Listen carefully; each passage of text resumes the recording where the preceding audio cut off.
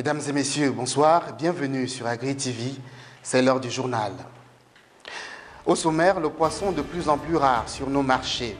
Depuis quelque temps, certaines variétés de cette denrée ont quasiment disparu des étals et poissonneries. Qu'est-ce qui explique cet état de choses et quelles en sont les implications? La réponse dans cette édition. Et puis, suite de notre dossier de la semaine sur le Made in Cameroun, ce soir, nous vous amenons découvrir ce qui ne va pas dans ce secteur et qui plombe son décollage.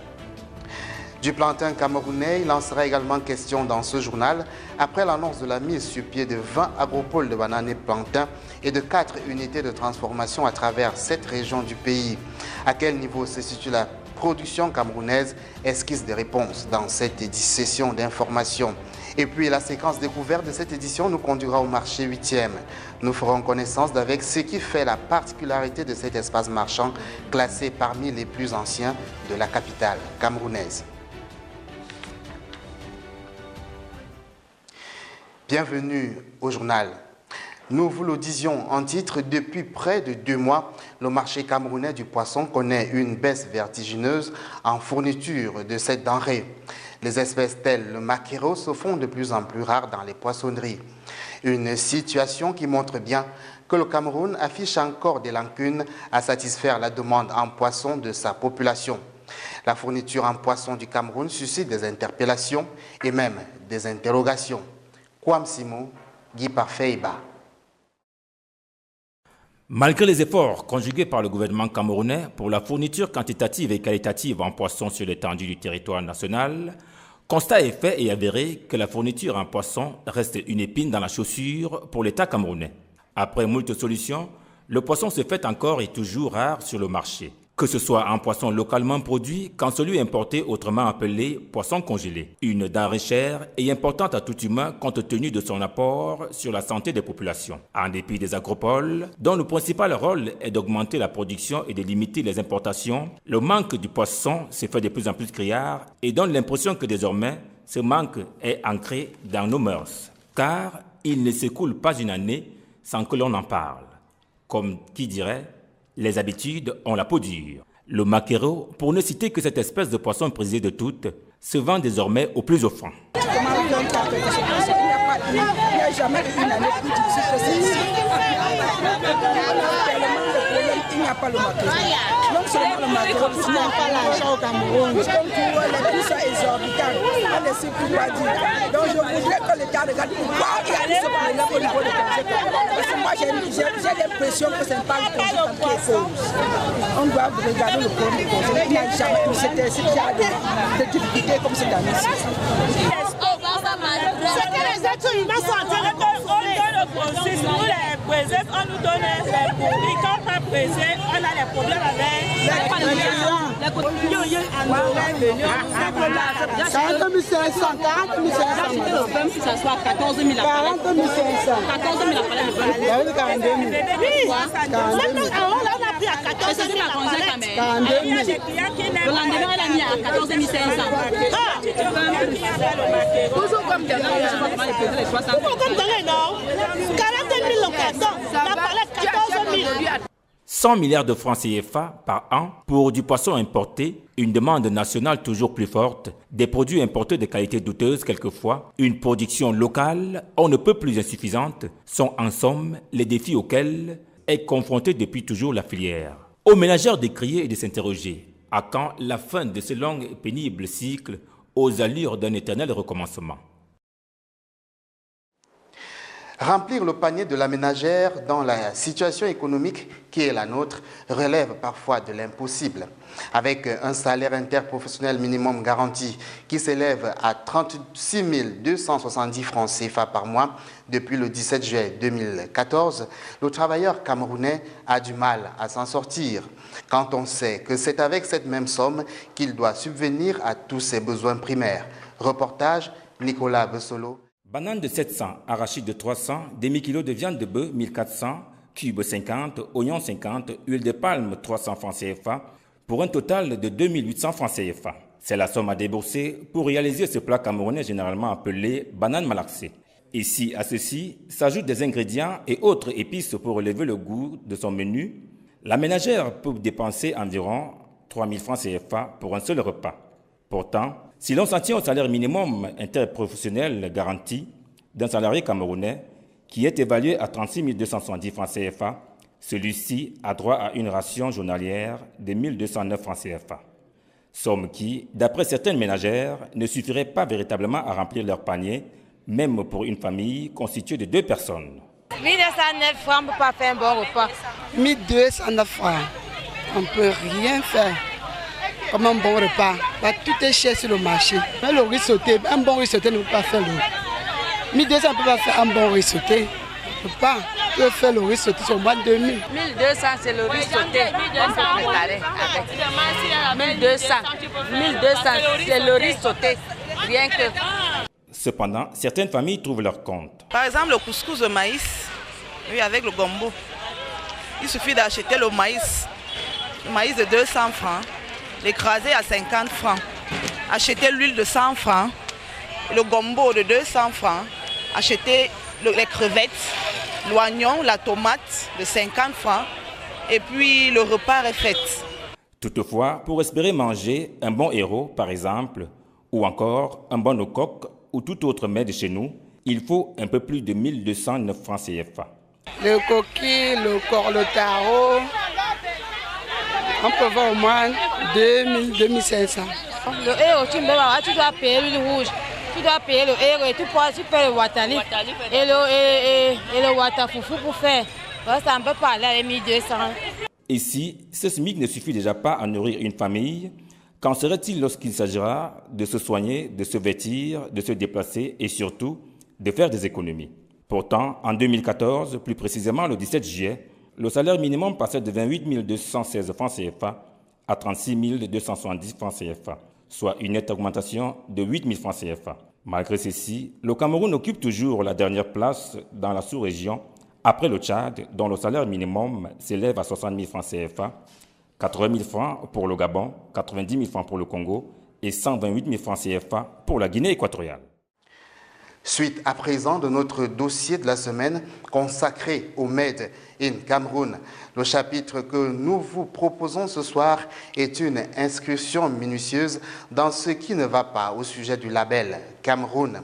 Un diagnostic fait dans les rues de Yaoundé révèle les aléas qui sont appuisés notamment dans l'insalubrité qui pullule dans les marchés et qui évidemment rend les produits alimentaires incommodes à toute ingestion humaine. Arnaud Basileking et André Marimbida. Voilà un débat à cause duquel les gorges sont chaudes sous les chaumières depuis que quelques centilitres de l'habituelle glace artisanale ont souvent causé des diarrhées pénibles. L'hygiène est une préoccupation qui divise les avis chaque fois que l'on a une envie de tapioca à assouvir. Trop d'impuretés dans le Made in Cameroun qui suffirait en tout cas pour l'éventuelle clientèle de prendre la fuite. Je prends par exemple les jus naturels. Bon, il y a parfois quelqu'un est placé quelque part, il fabrique les jus naturels. Il vous dit que c'est avec de l'eau minérale qu'il fabrique ces jus naturels-là. Et parce qu'il fabrique avec de l'eau naturelle, il vous taxe ça cher. Alors qu'au fond, ce n'est pas de l'eau naturelle. Vous voyez, c'est un peu compliqué parce que généralement on achète ces jus naturels et pour nous-mêmes et pour des tout petits. Donc c'est ce qui fait en sorte qu'en ce moment, vous voyez qu'il y a beaucoup de gens qui préfèrent, par exemple pour les jus naturels, les faire à la maison. Il y en a par contre qui ont le patriotisme alimentaire évident. Il faut consommer les produits du cru, même quand les microbes qui infestent ces légumes rejoindront nos assiettes et en dépit de la forte teneur microbienne qui aurait dû interdire à ces choux posés à même le sol l'accès à nos tables. Surtout, souvenez-vous-en, l'homme noir ne meurt jamais de saleté. Comme on dit le plus souvent, il y a un adage qui dit chez nous, à force de forger, on devient forgeron. Les produits fabriqués localement, en ce qui concerne l'hygiène, moi je les fais totalement confiance.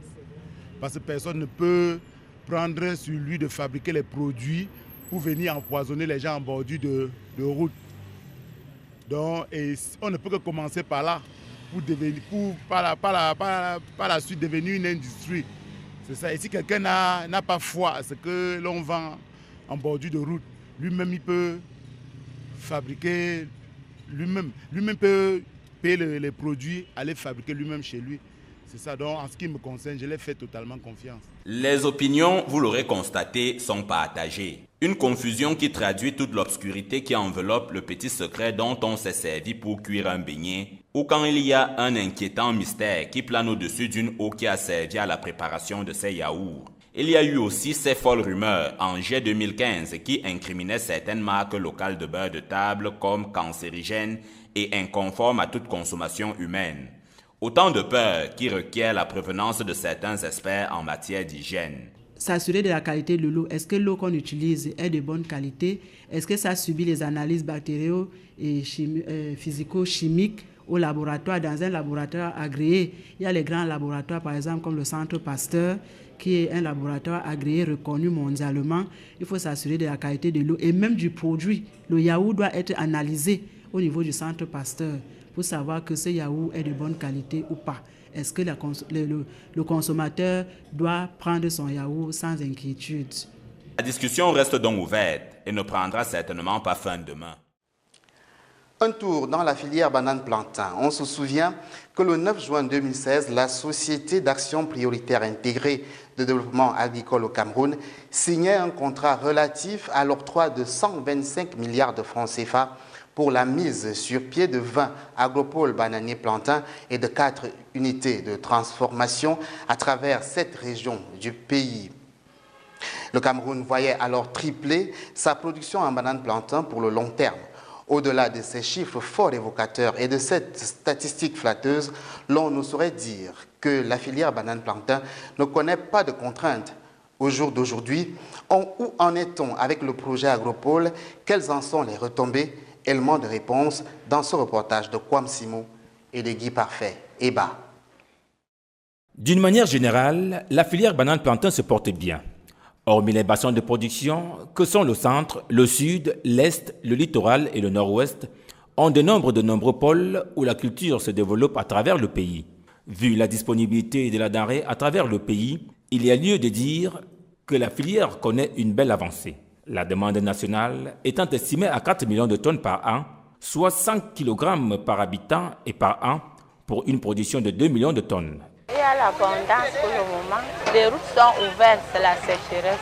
Les plantains, beaucoup de l'Est et au Sud aussi. Même ici, là au centre, les villages. À travers le projet Agropole, le ministère de l'Économie vise à augmenter la production à l'effet de limiter les importations des denrées alimentaires. Cependant, la filière banane-plantain est en proie à des contraintes telles que des itinéraires de production inappropriés, soit 4 à 7 tonnes par hectare et par an, et en milieu rural, contre 35 tonnes par hectare et par an, lorsque ces itinéraires techniques sont respectés. De 200, l'État 500, les plus petits régimes à 1000 francs. Jusqu'à 5 000. Ça dépend de la grosseur. Par ailleurs, il existe un manque de matériel agricole et, quand bien même la banane plantain sort de la terre, les circuits d'écoulement sont quasi inexistants. À ceci s'ajoute l'enclavement des bassins de production qui rend alors difficile l'acheminement vers les centres de consommation. Un phénomène qui explique la surenchère quelquefois remarquée dans les marchés notamment en ce qui concerne la banane plantain. Tout à fait autre chose. À présent, selon le FAO, le secteur de l'agrobusiness peut générer 100 milliards de dollars chaque année à l'Afrique à l'horizon 2030 contre 313 milliards jusqu'ici. Pour atteindre cet idéal, il faudra que les autorités africaines mettent un peu plus l'accent sur le financement des industries agricoles. Il leur faudra aussi gagner un autre pari, celui d'intéresser la jeunesse à la pratique de l'agriculture. Une chose pas du tout facile. Reportage. La forte croissance démographique en Afrique va se traduire par l'arrivée de 13 millions de jeunes chaque année sur le marché du travail. L'agriculture et les filières agroalimentaires peuvent absorber une grande partie de ces nouveaux actifs. Car en effet, le secteur agricole contribue à 61% de l'emploi et 36% du PIB du continent. Il joue donc un rôle clé pour répondre aux 800 millions de jeunes actifs supplémentaires attendus à l'horizon 2050. Souvent regardé comme une activité de bas étage, le secteur agricole tarde à avoir la cote auprès des jeunes. Ceux-ci préfèrent se ruer vers les villes où, pensent-ils, ils pourraient trouver le curatif nécessaire au chômage qu'ils vivent. D'autres encore acceptent de prendre le risque de l'immigration clandestine, dépensant en moyenne près d'1 million de francs CFA pour une aventure dans laquelle la fin n'est pas toujours agréable. Ce qu'ils oublient, ces jeunes, c'est que l'agriculture n'est plus une affaire artisanale, mais plutôt de professionnels. Le secteur continue d'offrir de nombreuses opportunités d'emploi intéressantes pour les jeunes. En effet, le développement économique s'est toujours accompagné d'un recul de l'emploi agricole. En outre, les méthodes de production alimentaire traditionnelles ne sont pas particulièrement attrayantes. Mais seulement avec l'avènement des technologies de l'information et de la communication, celles-ci sont en train de révolutionner ce secteur, tandis que l'urbanisation et l'évolution des habitudes alimentaires amènent à repenser la façon dont les aliments sont transformés, commercialisés et consommés. Dans ce contexte, l'agriculture est une voie d'avenir pour les jeunes. Au Cameroun et partout ailleurs en Afrique, l'exigence d'une production agricole de qualité et en quantité appelle l'implication de tous. Les nouvelles méthodes de mécanisation dans tous les secteurs, tant dans la production, la conservation que la transformation, vont nécessiter une main-d'œuvre humaine prête à relever tous les défis. Une main-d'œuvre formée dans les différents processus et capable de répondre aux attentes des industriels du secteur de l'agriculture. C'est cependant en amont et en aval de l'agriculture que la plupart des nouveaux emplois attractifs seront créés. En effet, avec l'accroissement des besoins dans divers domaines, regroupement, stockage et transformation des produits, logistique, préparation des aliments, restauration et autres services connexes, les secteurs non agricoles offriront nombre d'opportunités d'emploi, principalement dans l'agroalimentaire. Ces activités en aval généreront des emplois de qualité. Vu sous cet angle, il est clair que l'agriculture et ses métiers connexes sont un véritable palliatif au phénomène de l'immigration tant décrié dans toutes les tribunes du monde. Encore, faudrait-il trouver les moyens nécessaires pour donner aux jeunes le goût de l'agriculture et leur faire ainsi détester l'immigration. Toujours est-il que l'agriculture continue d'offrir nombre d'opportunités intéressantes sur les exploitations et en dehors. Mais il est impératif d'améliorer la qualité de ces secteurs et des activités en amont comme en aval en encourageant l'innovation, les investissements publics dans des produits et des services en zone rurale et le développement des villes secondaires afin d'attirer les agriculteurs jeunes. Il reste toutefois beaucoup à faire pour atteindre ces objectifs et ainsi mettre fin à l'extrême pauvreté et promouvoir une prospérité partagée. Notre randonnée de la semaine dans les marchés nous conduit ce soir dans celui du 8e, ici même à Yaoundé. Cette plateforme commerciale, parmi celles les plus importantes de la capitale politique du Cameroun, tire son exclusivité dans la vente des bovins et autres caprins, en plus évidemment d'une autre panoplie de denrées alimentaires qui rentrent dans la consommation de tous les jours. C'est un reportage que signent Arnaud Basileking et André Marimbida.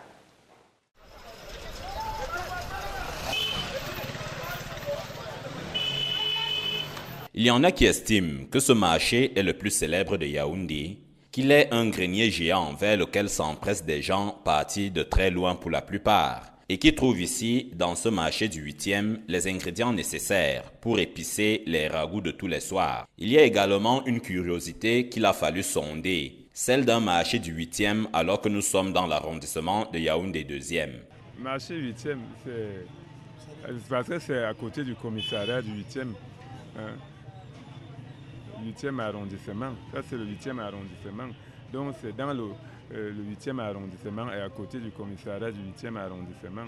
C'est pour ça qu'on dénomme le marché Mbankolo marché 8e. Sinon, l'appellation d'origine c'est marché Mbankolo. Voici l'une des grandes attractions du marché. Dans cette partie qui revient aux vendeurs de porc, il y a régulièrement une animation particulière autour de cet enclos.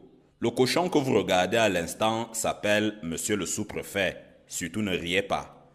Il nous vient tout droit de Tchang. Et celui qui en est le vendeur promet à quiconque goûtera à sa chair qu'il en gardera un souvenir indélébile. Mais au-delà de ces quelques secondes de plaisanterie, l'activité a ses peines, notamment depuis que l'on ne parle plus des fêtes de fin d'année. Un peu du genre « je m'ennuie, tu t'ennuies ». Quand il y a des périodes de grande consommation, quand il y a la demande, les gens prennent les dispositions pour ravitailler le marché. Et comme actuellement, il n'y a pas une forte demande. Vous voyez comment les enclos, les porcheries sont vides. C'est également ici que le commerce des ovins est probablement l'un des plus prospères à Yaoundé. La fête de la Tabaski et le coutumier rite de l'immolation étant déjà passé, l'on est ici désormais en mode « ronge ton frein ». Les prix demeurent attractifs malgré une clientèle qui reste encore à conquérir. Bon, on nourrit ça avec le déchet, l'haricot blanc. Le déchet de l'haricot blanc, c'est avec ça. Bon, jusqu'on a des clients qui viennent régulièrement. Il y a les bons clients, il y a les clients qui viennent rarement même comme ça. Non, c'est tout le monde qui vient. Il y a certains qui viennent acheter les chèvres, il y a certains qui viennent acheter les moutons, tout ça dépend. Évidemment, au marché Bankolo, il y a également ce qu'il faut pour mettre le feu dans une sauce ou quand on réfléchit sur le dessert du soir. Là-bas aussi, vous trouverez la garniture idoine pour accompagner prochainement un jarret de bœuf. Nous vous recommandons vivement de faire un tour de ce côté-là. Vous y découvrirez sûrement beaucoup de bonnes choses. C'est donc la fin de cette session d'information de AgriTV. Merci à ceux qui l'ont élaboré. Merci surtout à vous, chers téléspectateurs, de nous avoir suivis. L'information continue sur www.agritvcm. Vous servir. Plaisir. Au revoir et à demain.